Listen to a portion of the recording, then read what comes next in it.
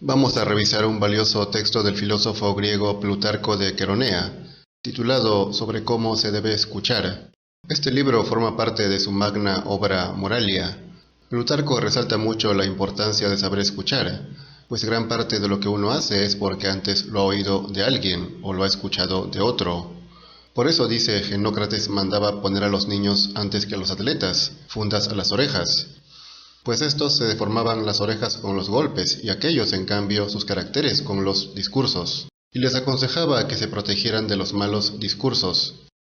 Plutarco asegura que para la virtud la única entrada posible son los oídos de los jóvenes en el caso de que sean puros e inquebrantables a la adulación, y se mantengan desde el principio no tocados por discursos vacíos.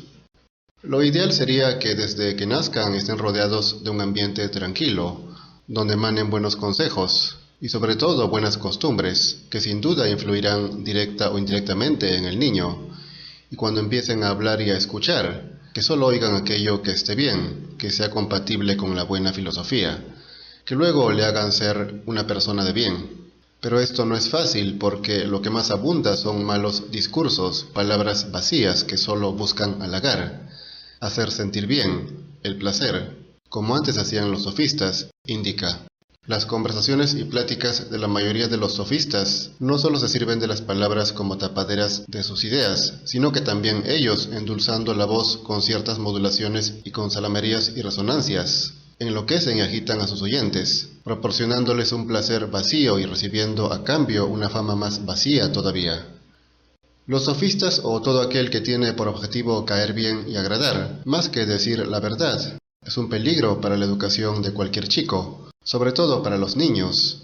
En efecto, se debe alejar a los chicos de aquellos que solo quieren divertirlos, complacerlos y halagarlos, pues es así como se cultiva el capricho y el engreimiento. Luego el joven cree que solo aquel que le halaga y le complace es el bueno, afirmó. No hay especie más depravada ni que, sobre todo y más rápidamente, lleva la ruina a la juventud que la de los aduladores, ofreciendo el placer como cebo irresistible de sus consejos. Y como son muchachos inexpertos y peor, los que no han sido educados rectamente, caen fácilmente con esos malos consejos, que como les complace y les divierte, les gusta oírlos. Y hoy, obviamente, buscan en los medios, en la web, todo lo que les halague. Dice, lo que es más ridículo de todo es que si se encuentran casualmente con alguien que les cuenta un banquete, una fiesta, un sueño o un ultraje que le ha ocurrido a él con otro, lo escuchan en silencio y con interés, pero si alguien intentando convencerlos les enseña algo de utilidad, o les aconseja lo necesario, o les reprocha cuando cometen errores, o les apacigua cuando se enfadan, no lo soportan, sino que si pueden, pretendiendo ser superiores, discuten abiertamente sus palabras.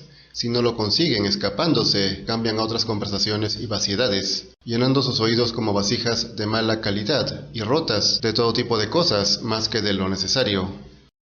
Sin duda a todos les encanta el elogio y esto seduce a cualquiera, y por eso muchos que quieren convencer personas o ganar seguidores aplican estos métodos para seducir públicos, los vendedores, los políticos. Y así uno es fácilmente engañado a causa de su propio orgullo. Mejor dicho, le encanta oír hablar bien de él, y las críticas le molestan. Por eso Molière aseguraba que si quieren vencer a alguien, convencer, solo háblale bien de él, halágale. Hasta los más listos son incautos ante el halago. Si se sazona todo con alabanzas, no hay nada impertinente ni ridículo que no se les haga tragar.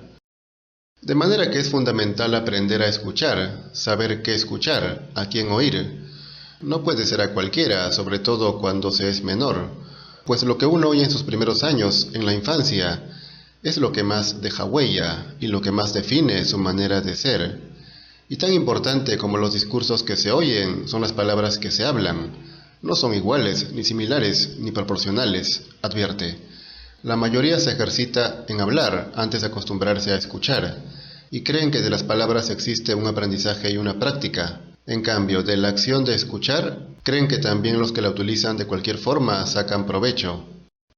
Así como un cuerpo para realizar bien sus funciones y ejercitarse tiene que estar bien nutrido, de la misma manera, la mente, el entendimiento, para poder expresarse rectamente y con sustancia, con fundamento, tiene que estar bien alimentada, con buenas palabras y discursos que nutran el alma, que lo pertrechen con valores e ideas rectas, y para eso se requiere estudiar mucho, leer mucho, escuchar mucho, ya que cuando uno lee a menudo es como si alguien te estuviera hablando, se oye como una voz que está transmitiendo un mensaje. De modo que uno antes de hablar primero tiene que escuchar y estudiar mucho antes de empezar a hablar. O sea, sería una torpeza creer que la misma cantidad de tiempo que se ha dedicado a escuchar se debe dedicar a hablar. Por eso decía que no es proporcional. En todo caso, uno tendría que hablar la mitad del tiempo que se ha dedicado a estudiar algo. Así dijo Plutarco que la naturaleza nos dio a cada uno de nosotros 2 orejas, en cambio una sola lengua, porque debe cada uno hablar menos que escuchar. En realidad es indispensable escuchar, leer, estudiar para aprender, pero no es necesario hablar, porque uno aprende para vivir rectamente, según la virtud. ¿O acaso uno aprende algo para decirlo a los demás? Esto sería una debilidad, y así uno se haría accesible a los aduladores. Pues, ¿quién juzgará si lo que dices está bien o está mal, o es feo o bonito? Muy probablemente ellos, los aduladores, y algunos pocos sinceros que sí dirán la verdad. En cualquier caso, para el joven un adorno seguro es el silencio, sobre todo cuando al escuchar a otro no se altera ni se alborota ante cada cuestión, sino que, aunque el discurso no sea demasiado agradable, lo soporta y espera a que termine el interlocutor. Y una vez que termina, no se lanza inmediatamente a la réplica, sino que deja pasar un tiempo, por si quisiera añadir algo a lo dicho, el que ha hablado, o cambiar o quitar algo. Los que inmediatamente se oponen actúan torpemente, porque ni escuchan ni son escuchados al hablar a los que estaban hablando. Pero el que está acostumbrado a escuchar con moderación y con respeto, recibe y conserva el discurso provechoso. En cambio, distingue y descubre mejor el inútil o falso, mostrándose amigo de la verdad y no amigo de la disputa, ni impetuoso ni alborotador. Hay que saber escuchar antes de hablar, no apresurarse en contestar y pensar bien las cosas antes de abrir la boca, pues si uno permanece callado está menos expuesto a cometer errores o decir algo errado o inapropiado. En cambio, quien habla, o peor, quien habla de inmediato, sin pensar, se arriesga a decir algo equivocado y suele, como se dice, meter la pata, pero nunca mete la pata el que no habla. No es que esté mal hablar, pero hay que hacerlo después de haber escuchado bastante, de haberse formado bien, lo más posible. Hay que tener contenido y no querer hablar solo porque se tiene boca o para llamar la atención. Prosigue. De ahí que, no sin razón, dicen algunos que es más necesario sacar de los jóvenes el aire presuntuoso y la vanidad, que el aire de los odres, si se quiere verter en ellos algo provechoso, y si no, no pueden admitir nada, porque están llenos de orgullo y de arrogancia. Desde luego que me estoy refiriendo a dar discursos o lecciones o una crítica sobre algo moral o filosófico, como lo estoy haciendo yo, por ejemplo. Hay que haberse quemado las pestañas y ejercitado bien el cerebro, sobre todo el alma, antes de pretender enseñar o transmitir algo a los demás. Pues por malos consejeros o personas irresponsables que hablan sin haber cultivado, o peor aún, sin practicar aquellos principios o ideas que transmiten, es que hay tantos chicos y jóvenes descarriados, corrompidos y confundidos, presas fáciles de los charlatanes y el vicio, afirma. La anarquía, a la que algunos jóvenes consideran libertad, por falta de formación, impone a las pasiones como recién liberadas de sus cadenas, unos amos más terribles que aquellos maestros y pedagogos de la niñez. Muchos jóvenes creen que ser libre significa hacer lo que les dé la gana. De niños no podían porque tenían que seguir ciertas reglas impuestas por personas mayores como sus padres, y ahora creen que nadie les dirá qué hacer. Lo cual es falso porque pueden caer en malos hábitos, que son peores amos, como sentenció Agustín. El bueno, aunque sirva, es libre, y el malo, aunque reine, es esclavo, y no de un solo hombre, sino lo que es peor, de tantos señores como vicios le dominan. Ese es el precio de, entre comillas, ser libre. Como dice, estos jóvenes, junto con la acción de desprenderse de las ropas de la niñez, se desprenden a la vez del respeto y temor, y habiéndose liberado del ropaje que los revestía, se llenan al punto de malos hábitos. Precisamente como ya no tienen las barreras o los impedimentos, los límites, que tenían cuando eran menores, algunos se sienten capaces de todo, y creen que nadie puede impedirles hacer algo. Pierden el temor y el respeto a los valores. Esto a menudo les hace ir por un mal camino, pues no está mal que uno haga lo que desee, pero esto tiene que ser acorde a la virtud, a los valores propios de alguien de bien. Indica: considera que el paso de niños a hombres no es para personas sensatas una liberación de la autoridad, sino un cambio de quien ejerce la autoridad.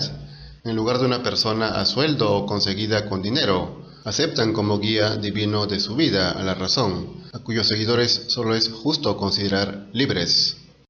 La mayoría han tenido como autoridades a sus padres. Algunos han sido criados por cuidadores o incluso por pedagogos, los más pudientes.